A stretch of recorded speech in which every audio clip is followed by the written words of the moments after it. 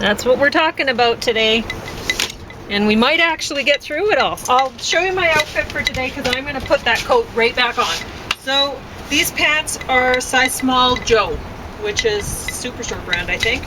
And Super Store Joe. I think it's Randy Rivers for guys. But, oh, really? I don't. For women, it's a different I don't think thing. so. Like, how could they sell clothes to women under the Randy Rivers? I don't think it's Randy River. Okay. I don't think that's true. Okay, I've got it. Yeah, I think it's Joe. Okay. So James is having an apple mango milkshake with vanilla soy meal replacement, and he's having cream of asparagus soup with, it's no cream, it's there's bouillon in it and oat milk, and and there's no dairy in the milkshake today either. It's oat milk and soy. There are no croutons, but they're a lot more fun than croutons, which are Funions. Funions. Because I didn't. The name actually kind of conveys what they're about. Funions. Yeah, I forgot to saute some onions to put in your soup, so I thought, oh, that'll work out just fine. Now it's more fun than onions, but still, you know, there's really not a lot of onion in there. It doesn't taste like. But so anyway. James is probably going to talk about Soul of a Nation last, because he's going to eat some soup and warm up. And we might talk about NCIS Origins Season 1 a little bit, because James watched a little bit of it. But I slept through a lot of it, but in some ways that is kind of like my review about of it later. Yeah. Anyway, and the order, James still hasn't watched this one, but I might mention it a little bit. So we'll see how things are going. I mean, this stuff is out just in case, and if it just goes right back in and comes out tomorrow, that's fine too, because it's going to be beautiful weather all week long, and who knows, James might get a chance to watch that. So good fortune. We started talking about that yesterday and then ran out of time.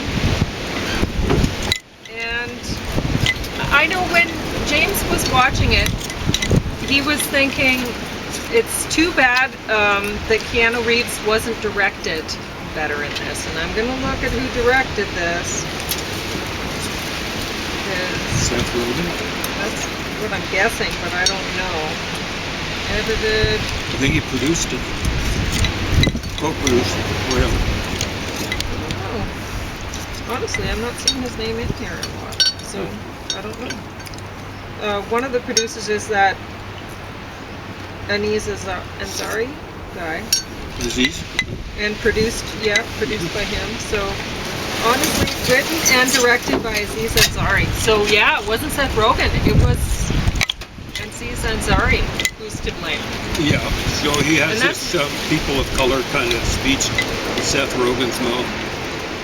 I don't know, but honestly, don't be talking that way. The capitalists are going to hear you. Anyway, with Keanu Reeves, James and I have talked about it in the past, that Keanu Reeves actually makes a great straight man. It's just, he needs to be directed properly. Yeah. Because in this, he was moving around too much. His head was going like this. That's not his nature. It's just deadpan. And it works when he's doing something like Matrix. It's serious. It works when he's doing something like the John Wick roles. It's just like, you know, it's like when something bad happens to you. Generally, it's just, why is that stupid person doing this or saying this to me? Yeah. You know, and but to a large extent, working as a straight man is that way. Like, why is this generally younger individual doing something so stupid or saying something so stupid? And while we were talking about that same sort of thing with, what was the series that we were watching? Not Petticoat Junction. Isn't that weird? Green Acres? Yeah, Green Acres. And, I mean, that guy never should have been cast in that role. It didn't work with him. but he was a very successful doing country too many. western He singer. was moving around too much, and he was going like all the time with his wife, you know. Yeah, what? too much, you know, like and it just doesn't cause work. for immediate divorce. Yeah, so this isn't Keanu Reeves' fault. He should have been directed better. Look at John Malkovich. He should be used in a lot of comedy stuff because again, he's got the. No, he tends to have the nose out, you know, stuff like that, which is more like arrogant, but it's again just straight face. Like why?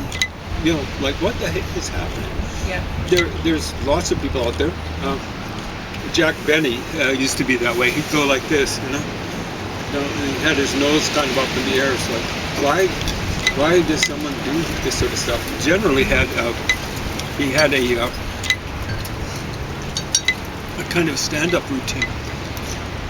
It was just himself. So that surprised me. I thought it was Seth Rogen that was to blame too. That was my guess. Yeah. And then, so looking at this, wow. Anyway, but we still enjoyed Good Fortune. I enjoyed it. Funny. It's just the ending was ridiculous. Yeah. Seth Rogen giving a speech. He's had to see the downside of life. Yeah. Traded roles with his Aziz guy. With his character. Yeah. And Seth Rogen's very rich, you know, and then all of a sudden he's a homeless. He's a homeless person, quite literally, right? Yeah, living out of his car. And then not living in his car. Yeah, his car gets impounded or whatever. Yeah, so... but he gives this speech at the end. A spoiler alert. He's talking to a bunch of, I guess, people in his company. He's saying, you better watch it. You better start, you know, helping these poor people out because they're going to burn and loot and all this sort of stuff. It doesn't actually mention killing anything, but that's kind of a No, plot. I think he says, like, poop in your pool or something like that. Yeah. But, yeah, it's... So the people in his company, he's saying, yeah, we won't do this AI thing or whatever, where they automatic delivery by robot cars or something like that. Yeah, we'll just pay our workers more or whatever, and it's like, okay, well, then you get out-competed by the next company, and really when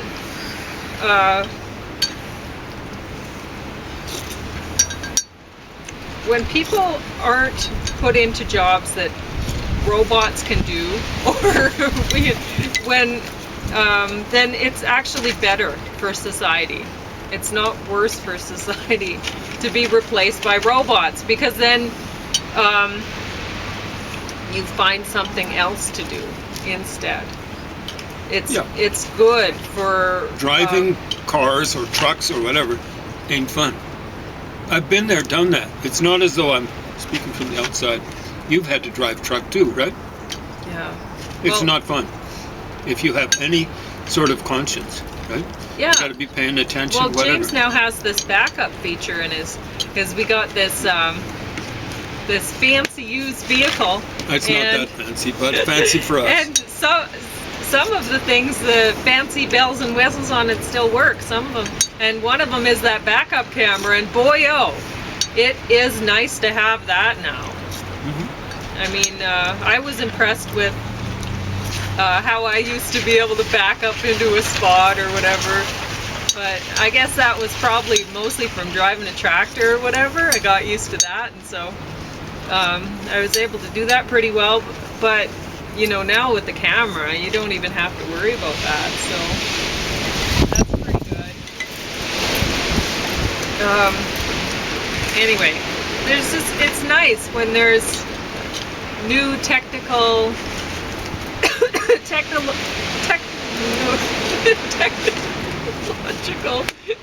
advances.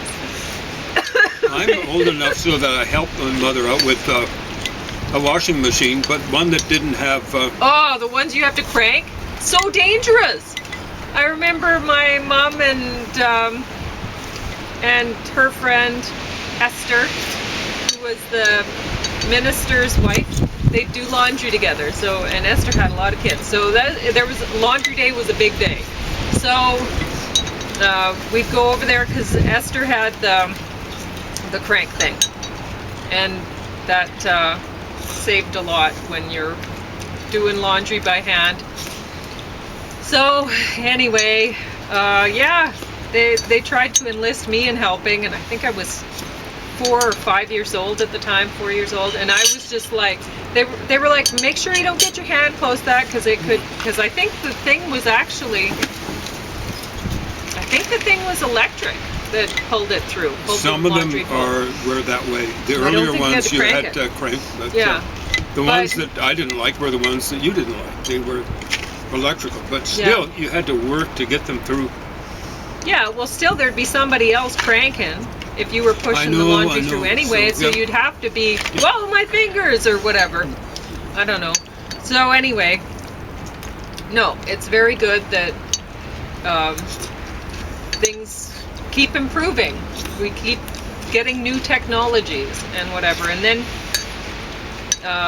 people don't have to do those crank things. But yeah, I did not want to help doing that laundry. That seemed very, very dangerous to me. There were a lot of jobs that my mother wanted me to help with, and I did.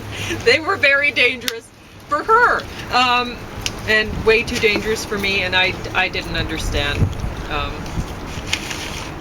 why people do that. But I mean, lots of things when you're 4 years old seem very dangerous. Using a potato peeler. That seems very dangerous. Or just a regular knife to peel potatoes. I remember them teaching me that, and it's like, this is not something I want to do. I think my mother had some close encounters of the worst kind with potato peelers. But, you know, like the argument against some of this automation and stuff like that with Carson and so forth is a little bit like saying to women, no, face it, you don't want these labor-saving devices like automatic washing machines. Yeah, like that'll put you out of, you won't have to do so much work. A dishwasher, a refrigerator. Yeah, all these fun, yeah, exactly right. I mean, I was thinking about how wonderful it is to have a refrigerator, because people, whatever, 100 years ago wouldn't have had. They would have had an ice box. Ice box maybe, and stuff down there, put stuff down in the root cellar, and there you go. And honestly, in the show, the people who don't have very much money, like the guy who's living out of his car, well, he's eating fast food and stuff like that. James and I don't do that. We can't afford to. So I don't think that, I guess since Aziz Ansari was the one who wrote this, I don't think he really has an idea of how people live when they're poor. That's not it. Losers might live like that when they're poor. Go to a restaurant and like, oh, I have no more money, I guess I'm gonna have to go panhandle or something. Yeah, but people who are actually responsible for themselves and they don't eat burgers. They don't eat that stuff because they can't. I mean, we got the Funions for free, so yay, you know. But he'd be getting some cheap protein from Shoppers Clearance. I saw some wieners today, a package of wieners for 97 cents. That's what he'd be eating, and he'd be thinking, can I cook this with my cigarette lighter? And that would be funny. You could write that in, like him trying to cook some clearance wieners with cigarette lighter so that he doesn't get worms or something like that. But yeah, it's anyway. Well, I was going to say, what if these folks are getting replaced for driving cars, like delivering, and they're going to take it out on the rich capitalists. The rich, I think that was said 1 or 2 times. They're going to be using tanks. There'll be robo-cops. There'll be robo-soldiers. There'll be drones. Yeah. All this stuff about revolution. Understand, Karl Marx said something to the effect of, a capitalist will sell the rope to you that you can hang him with. Meanwhile, of course, he's got cannons, back then, cannons, And nowadays he's got atomic bombs and stuff like that. So how are you going to get close to get the rope around his neck? It's a very stupid formulation. And people took that seriously. And I'm afraid they're still taking it seriously. Yeah? So that sort of stuff won't fly. And again, in this, like, Seth Rogen is not really a bad guy, but he's not a nice guy. The people you're supposed to be sympathizing with are people of color. Now, the one woman would theoretically be a descendant of African-American slaves. But Aziz whatever, he has no right to be in the United States. His ancestors, he's got an American accent, were colonizers. He's a colonizer, and a colonizer of the colonizers. Just because white people colonize the United States, Canada, whatever, it doesn't give people to come in even later and colonize. That would mean Germans would be totally right to stomp into Turkey. Because the Turks are colonizing in Turkey. Now, you don't believe me, but the people in the middle part of Turkey, the people who, before the Greeks took over, the indigenous people, their word for water was water. You spell it W-A-T-A-R, Indo-European language. The Turkic peoples, including the Turks, come from Siberia. But you don't have to believe me. Check it out. But don't go around saying fake news or stuff like that, because I got it right. So. Okay, yeah. But I don't know what point you're trying to make. Well, I mean, he's somehow suggesting getting all preachy. Well, preachy about it. He does not have any right to be in the United States. He's a colonizer. And he's saying, oh man, we're really, we're homeless here or whatever and stuff like that. No right to be in Canada. No right. They're colonizers. And so what you're saying is if you can't actually make a living, honestly, and be happy with your lot, why be here? Yeah, why be depending on people who, in some cases, have been here, who their ancestors have been here for generations. And the thing that really gets my goat is almost all of my nephews and nieces, all but one, are more indigenous than I am. Believe it or not, you can take it up with my parents. They did the research. We've got indigenous blood in us. Not much, but there you go. But all but one of my nephews and nieces are more indigenous than I am. And several of them are at least 50%. And I don't like folks coming in from elsewhere. Hey, where's that welfare system here? Because we believe in socialism, which is sharing the poverty. Meanwhile, we've got homeless indigenous people wandering around the streets here in Lethbridge and elsewhere. What? Yeah, no, they have priority. The indigenous people have priority here. You got folks coming in from the Middle East, from India, from China. They've all treated their indigenous people worse than the Americans have. In every case. Every case. Okay? All right.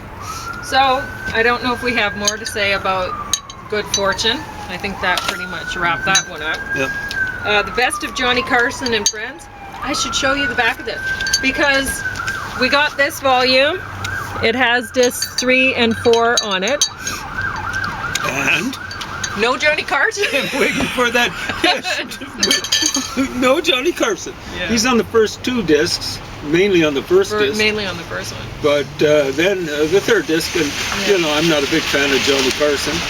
But, wow, this was hard to sit through. I don't know which you found the hardest to sit through. Well, I do, and Milton Berle, I think Elvis Presley hated him. Yeah. Milton Berle, I believe, was the one who made Elvis Presley perform Hound Dog. With the Basset Hound. With the Basset Hound. Yeah. Now I found that kind of funny, but it was Milton had a very aggressive humor, and it was intended as a put down. Well, comedians are aggressive propagandists. Yeah, exactly right. They're aggressive. Milton Berle more so. And another one, there was a comedy where, Dean Martin and Jerry Lewis. Dean Martin, they weren't like the Three Stooges, but he was punching Jerry Lewis around a little bit, pushing him around. Yeah. And, half a generation later, after Milton Berle, really 10 years later or so. We did like the dancing. We did like the ads, like for they were quick great. shave. It's like, whoa, you got to change the name. And then later we saw another episode, and they had changed the name of it to like. Was that a palm olive product or something like that? I think so. Yeah. There's a sparrow here that's very interested in our presentation, or else the possibility of food.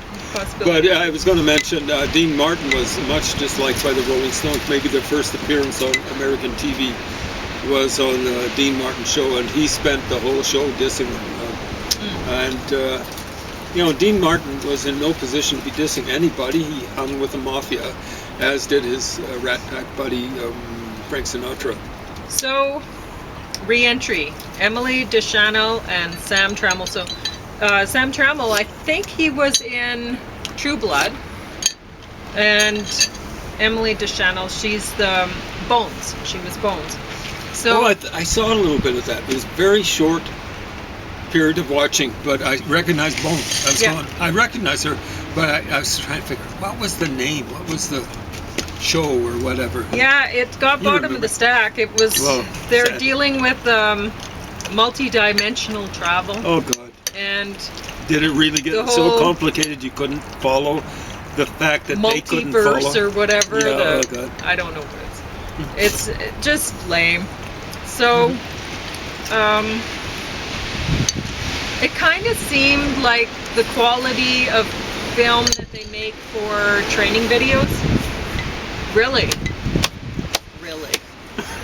And like I felt sorry for these actors because sure they're TV actors, not movie actors, but this was, they deserve better than that. Bones did a pretty good job. So, anyway, you have 6 minutes. Yeah. So I don't know what you want to talk about from there, but you go right on ahead.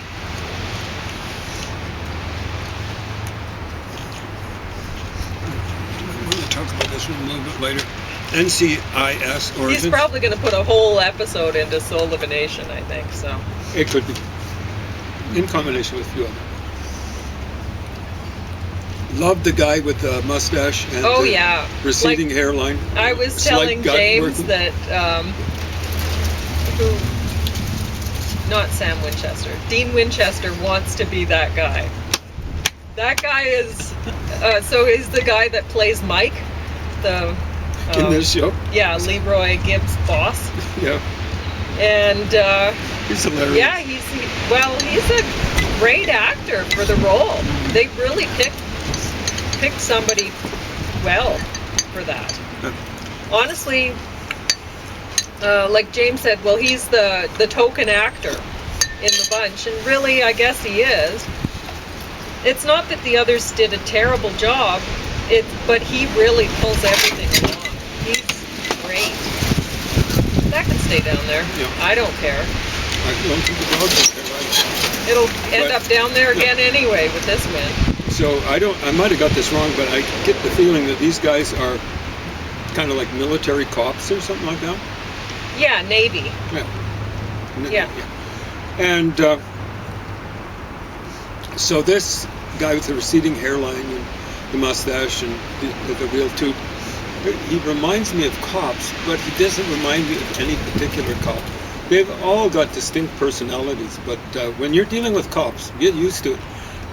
The only time, up to that point in time when I started working the cops, and since, the only time I've run across anyone calling women, not to their face, but regularly, poopsies, was at the cop shop here in Lethbridge. I worked there a little over 2 years, or almost exactly 2 years, a little less. And he regularly called women poopsies. And I'm going, what? He said like did that go out of style in the 50s or something like that? They had him with his feet up.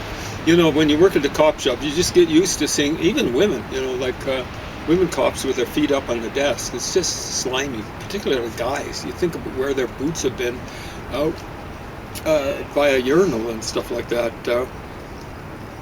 Really disgusting. So he nailed that. This particular guy, I guess he's supposed to be good looking and stuff like that. I don't like his hairstyle, but it's kind of like a cop hairstyle. Some of the worst hairstyles outside of Mike Tyson's hairstyle back in the day that I've ever run across have been, I've seen at the cop shop, you know. I'd rather, there was one old guy that had just had chromed out and stuff like that. He looked better than some of the idiots, you know, like with the bum shave on the side. We used to call crew cuts bum shaves back in the day. Stuff like that. The red-haired guy with the round face, he's reasonably effective. He looks hilarious here. Yeah. But the others are, especially this guy. This guy's dull and wooden, and so dull and wooden. He's featured a lot. I caught up on a lot of sleep watching this, and Pauline is my witness. So Pauline was a lot more impressed with this than I was. I think Pauline was largely reacting to her previous experience with the preceding series. With the original series. So she was saying this is much better, but I can't even recall the previous series. The use of music, I don't think was good in this. Okay. They're trying. Yeah.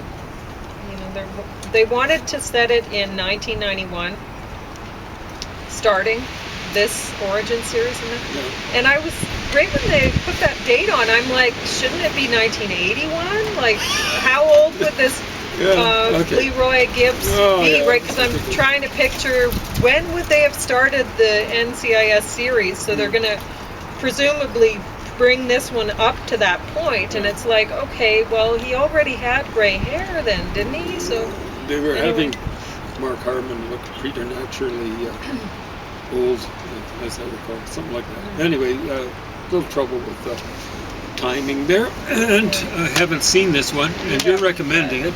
You're saying Jude Law was pretty good in it. I think we're largely out of time. Do you want to just check again? Sorry, kind of getting extra exercise, up and down, up and down. Okay, you have a minute and 25 seconds to talk about whatever you want to talk about. So, I think we did a little prefatory material on this before. It's put out, it looks like by Jews. It's Hughes, a film by Jonathan Jakubowicz, and a Polish name, but you know, that means something like son of Jacob, and then the first name is a Hebrew name as well. So I think it's put out by the Jews, and you know, like there's no room for negotiation. They did show, for example, the guy who's still perhaps in control of the Palestinian authoritarians, or authority as it's called. And he was saying, you know, like he's speaking to his own in Arabic, and they're translating it. And he's saying, we can never negotiate with the Jews. There's no room for negotiation. And this is the idiot the Jews have been told by the rest of the world, especially the United States. Well, you better negotiate with this chunk. It won't work.